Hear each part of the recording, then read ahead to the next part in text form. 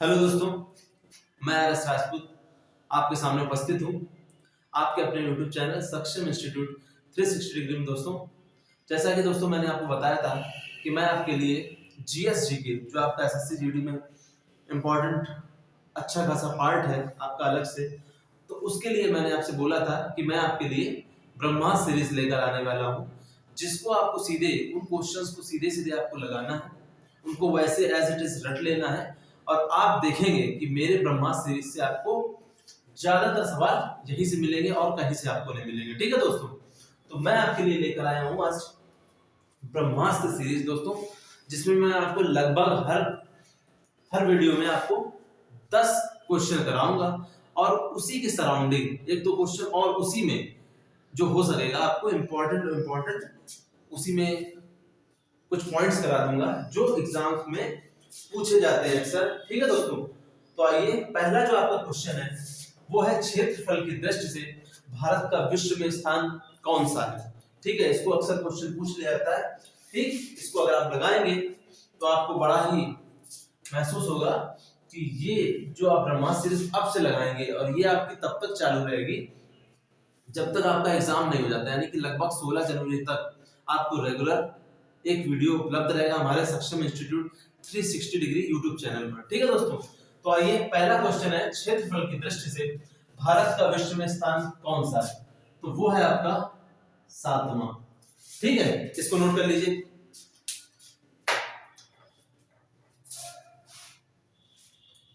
देखिए, जो भारत का क्षेत्रफल है का क्षेत्रफल विश्व में कितना है, क्षेत्रफल कितना है विश्व में, वो है आपका 2.4%।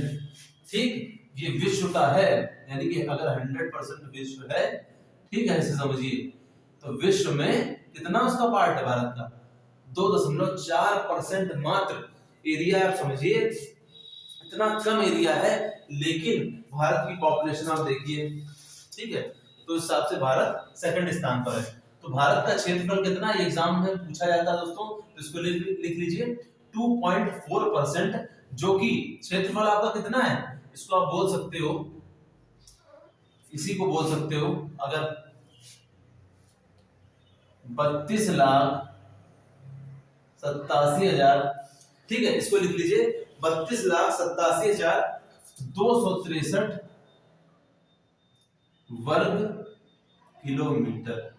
ठीक, इसको भी लिख लीजिए, इसको एज इट इज याद कर लीजिए। ठीक है, क्वेश्चन पूछ लेता है कि भारत का क्षेत्रफल कितना है, तो वो आपका 32,87,263 वर्ग किलोमीटर है दोस्तों।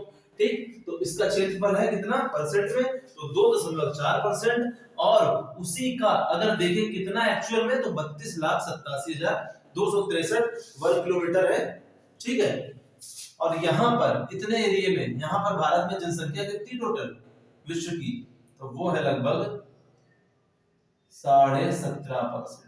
ये भी लिख लीजिए, जनसंख्या कितनी इसी इतने हिस्से में, यानी भारत में जनसंख्या कितनी टोटल 17.5%, लिख लीजिए।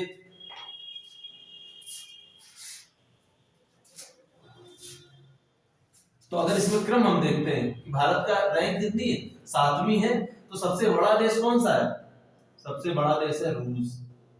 ठीक है, उसके बाद कौन है, आपका है कनाडा, सबसे बड़ा है रूस, उसके बाद है कनाडा, फिर आपका है यूएसए यानी कि संयुक्त राज्य अमेरिका,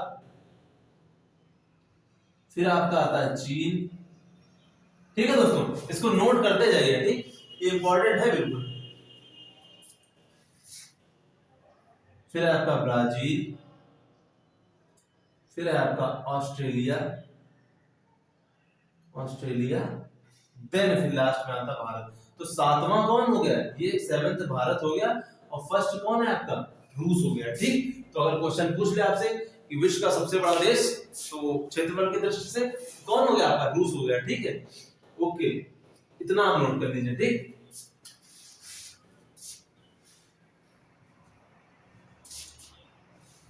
ओके, अब आइए दूसरा क्वेश्चन। दूसरा क्या है, कर्क रेखा भारत से किन किन राज्यों से होकर गुजरती है, ये क्वेश्चन पूछ लेते हैं। इसको वैसे मैंने एक वीडियो में आपको ट्रिक के माध्यम से बताया, तो उसी को ही ले लेते हैं और उसको यही खत्म करते हैं। ट्रिक है आपकी किस किन राज्यों से होकर गुजरती है, तो वो है ट्रिक है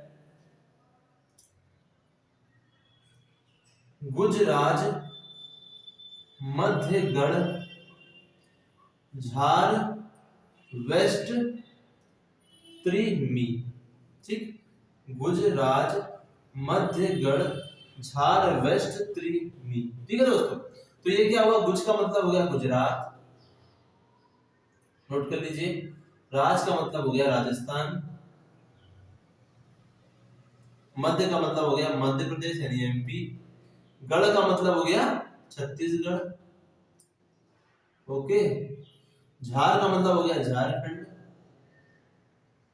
वेस्ट यानी कि पश्चिम बंगाल, वेस्ट माने क्या, वेस्ट बंगाल, तो वेस्ट बंगाल मतलब पश्चिम बंगाल, त्रि का मतलब त्रिपुरा, मी का मतलब मिजोरम।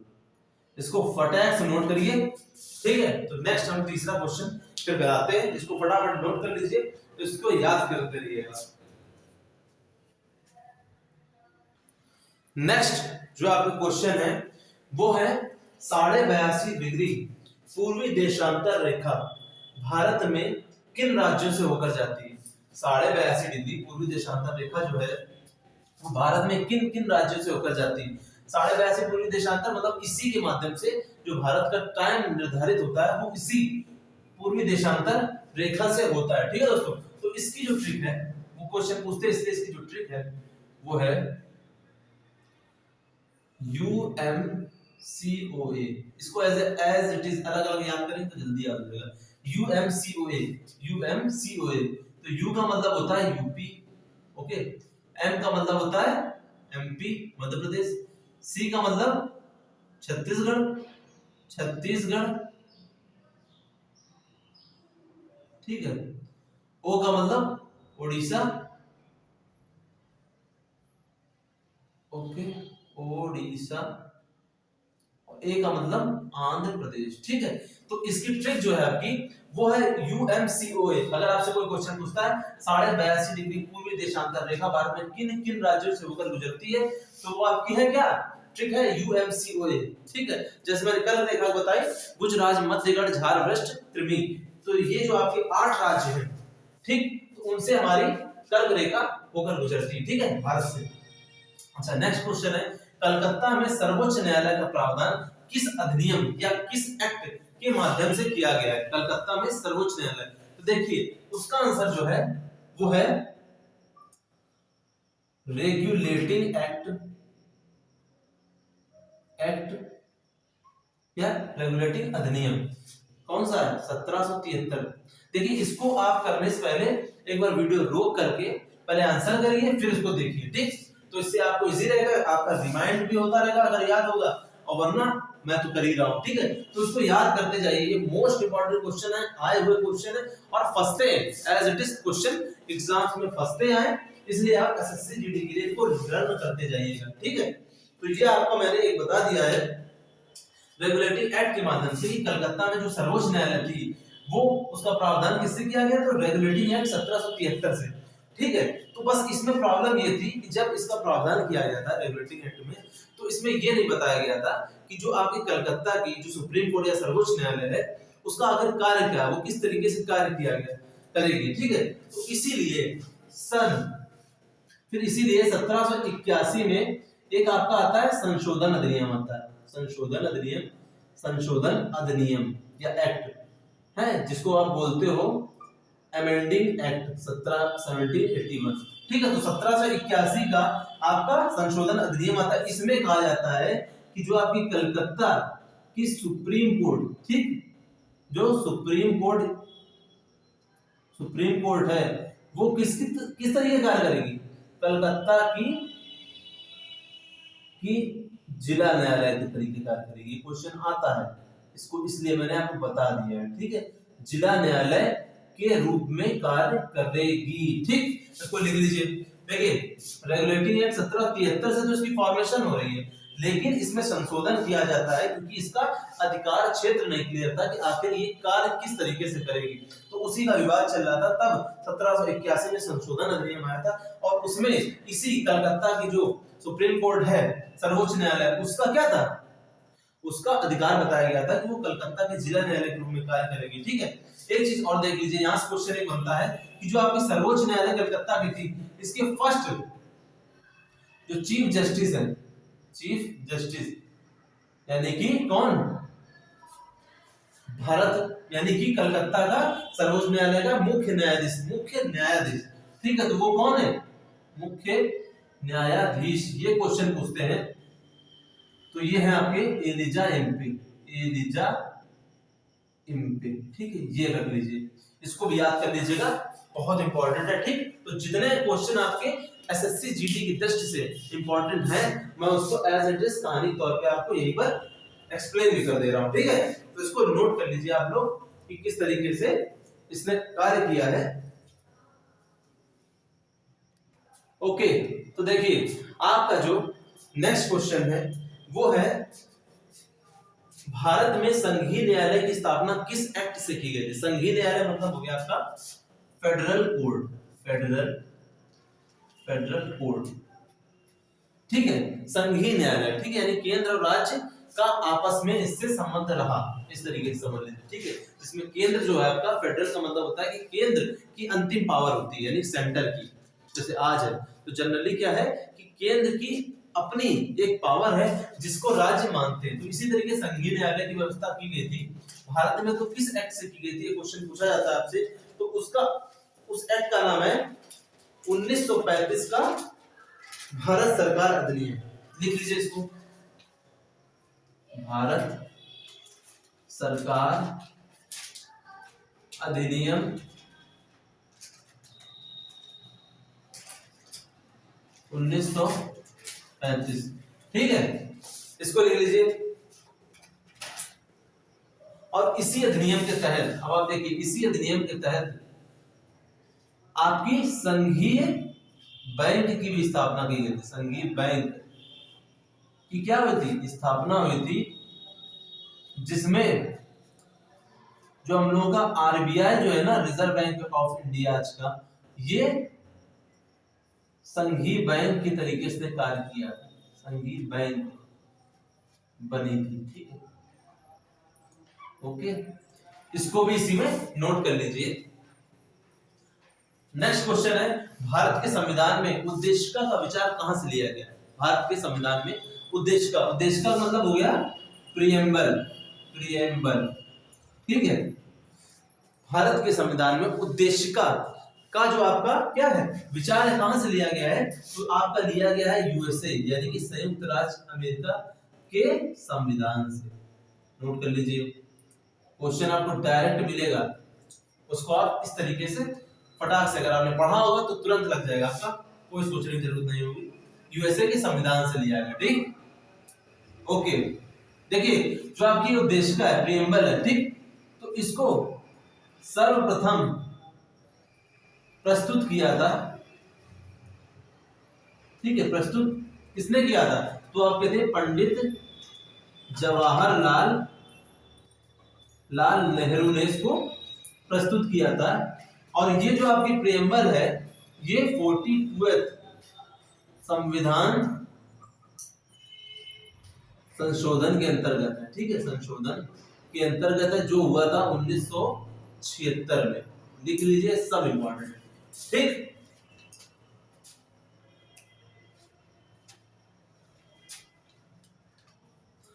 ओके, तो देखिए आपकी जो नेक्स्ट क्वेश्चन है वो है, यूएनईपी की स्थापना कब हुई। यूएनईपी की, देखिए ये एनवायरनमेंट का क्वेश्चन है। यूनाइटेड, इसका फुल फॉर्म है United Nations Environment Programme, PROGRAM। ठीक, तो ये इसका मतलब ये हुआ, यानी कि यूएनईपी की स्थापना कब हुई थी दोस्तों, तो इसका जो आंसर है आपका वो है 1972 में। ठीक है, इसको एज इट इज रख लीजिए। ठीक, इसका जो मुख्यालय है, अगर देखा जाए तो तो इसका मुख्यालय जो है वो है आपका नैरोबी में, नैरोबी जो कि केन्या, ठीक, केन्या। ओके, अच्छा, इसकी जब स्थापना हुई थी जब 1972 में, तो ये कहाँ हुई थी? कनाडा के वैंकूवर में हुई थी, वैंकूवर। लेकिन इसका जो मुख्यालय है वो कहाँ है? वो आपका नैरोबी केन्या में। देखिए इसका क्वेश्चन जो बनेगा वो यही पूछा जाएगा, ये नहीं पूछा जाएगा, ठीक। इसलिए मैं कनाडा का वैंकूवर वाला साफ कर दे रहा हूँ, ठीक है। क्वेश्चन जब आएगा तो यही पूछेगा कि मुख्यालय इसका कहाँ है, तो नैरोबी केन्या में है। और कब इसकी स्थापना हुई थी? तो 1972 में। और ये किससे रिलेटेड है? तो यूनाइटेड एनवायरनमेंट लगा, यानी कि पर्यावरण से संबंधित है, पर्यावरण की सुरक्षा के लिए। अब आइए नेक्स्ट, ग्रीन पीस इंटरनेशनल का मुख्यालय कहाँ है? ठीक है, तो ग्रीन पीस इंटरनेशनल का मुख्यालय है एम्स्टर्डम, एम्स्टर्डम, हाँ ठीक है, ये डा है, ये डा है, एम्स्टर्डम, जो कि कहाँ है? नीदरलैंड। ओके, नीदरलैंड में है इसका मुख्यालय। पहले तो इसको नोट कर लीजिए। इसकी जो स्थापना हुई है, इसकी ग्रीन पीस इंटरनेशनल, तो इसकी स्थापना अगर देखें तो आपकी हुई है 1971 में, ठीक, 1971 में इसकी स्थापना हुई है,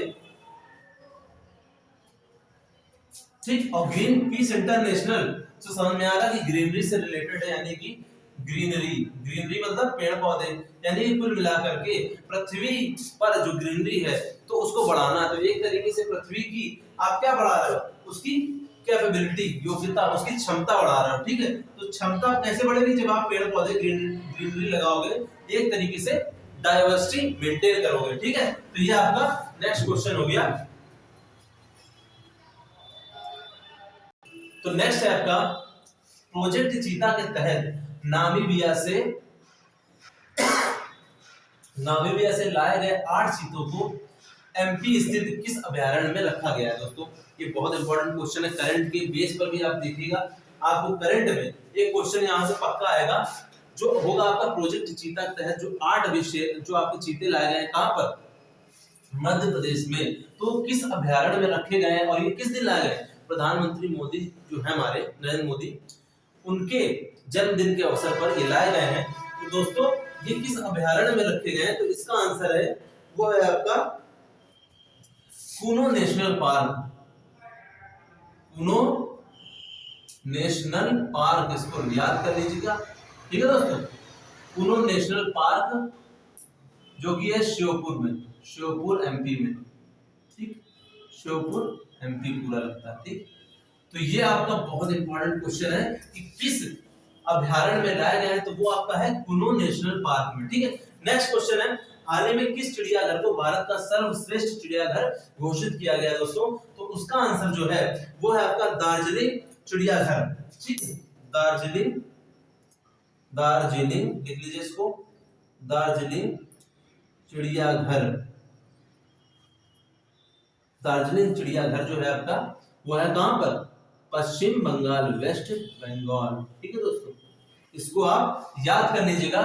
ये आज मैंने आपको कुल मिलाकर के 10 क्वेश्चन कराए हैं जीएस जीके, जो आपका टॉपिक है, एक पार्ट है जो आपका एसएससी जीडी में पूछा जाएगा, 20 क्वेश्चन इसमें होंगे। तो दोस्तों टोटल मैंने आज 10 क्वेश्चन कराए, आपको रेगुलर इस तरीके से 10 क्वेश्चन की ब्रह्मास्त्र सीरीज आपको मिलेगी। इसको आपको एज इट इज रट लेना है, जितना बोला जाए उतना कर लीजिएगा, देखिएगा आपको मैक्सिमम नंबर ऑफ क्वेश्चंस आपको यहीं से मिलेंगे। ओके दोस्तों, तो मिलते हैं नेक्स्ट वीडियो में, तब तक के लिए थैंक यू वेरी मच।